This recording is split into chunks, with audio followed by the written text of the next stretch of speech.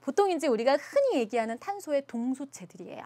그러면 탄소의 동소체 중에 제일 처음 나와 있는 게 누구냐면 다이아몬드. 자, 다이아몬드 안을 들여다보면 선생님이 되게 좋아하는 건데 근데 많지는 않아요.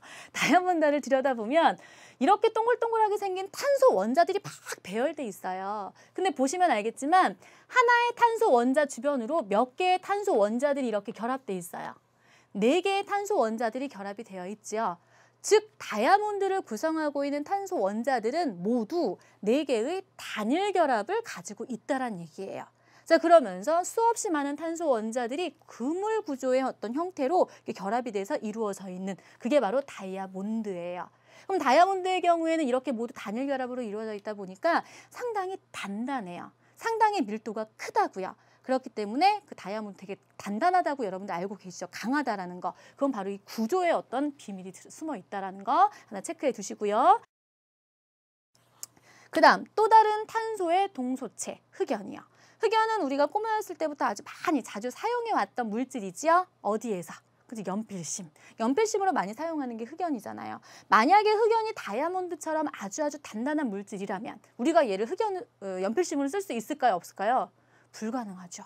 우리가 이렇게 쓰면은요, 까만색 어떤 그 글자가 이렇게 써지잖아요. 그건 바로 뭐냐면 이 흑연이 이렇게 조금씩 떨어져 나오면서 묻어나기 때문에 그러는 건데 그 이유가 바로 이 구조에 들어가 있어요. 흑연을 보면요, 여기 지금 동그랗게 생긴 애들이 모두 탄소 원자들이거든요. 탄소 원자가 있고 이 탄소 원자 주변으로 보면 결합선이 지금 몇 개씩 있어요.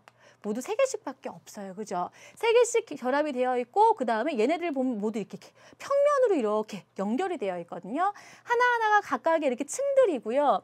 층을 구성하고 있는 탄소 원자들은 단단한 공유 결합으로 되어 있지만 층과 층 사이에는 약한 인력이 형성돼 있거든요.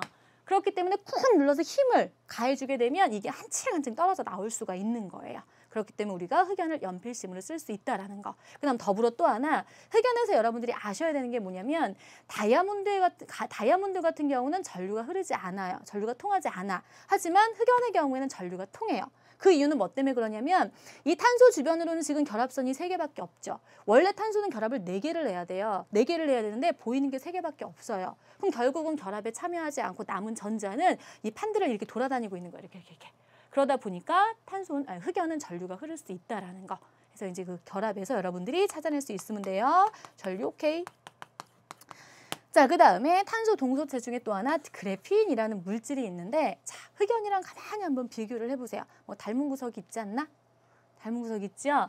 흑연의 이 한 층, 요 한 층이 바로 그래핀이라고 보시면 돼, 이 층. 따라서 그래핀은 전류가 흐를까 안 흐를까? 전류가 흐르겠죠. 하나의 층이기 때문에. 그래서 이제 그래핀이라는 물질에 대해서도 이제 여러분 알아두세요. 최근에 신소재로 많이 각광받고 있는 물질이에요. 강도도 강하고 전류도 잘 통하고 뭐 이래서. 자, 그 다음에 여기요. 탄소 나노 튜브라고 되어 있는데요. 탄소로 이루어진 나노 단위의 아주 작은 튜브야 라는 의미예요. 그러면 이 탄소 나노 튜브는 어떻게 해서 만드냐면 이 그래핀 있죠? 얘를 또르르르 말아요. 말면 이런 형태의 탄소 나노 튜브가 만들어질 수 있어요. 그리고 탄소 나노 튜브는요. 이게 어떻게 생겼느냐에 따라서 전류가 흐르는 애도 있고 흐르지 않는 애들도 있대요. 그러니까 그것도 참고해서 여러분들이 알아두세요. 얘도 상당히 강도가 강한 편이라서 역시 그래핀과 마찬가지 신세대 차세대 신소재로 이렇게 각광받고 있는 물질이래요. 자, 그 다음에 플로렌이라고 하는 애가 있는데 얘의 경우에는 굳이 옆에다가 C60이라고 적어놨죠.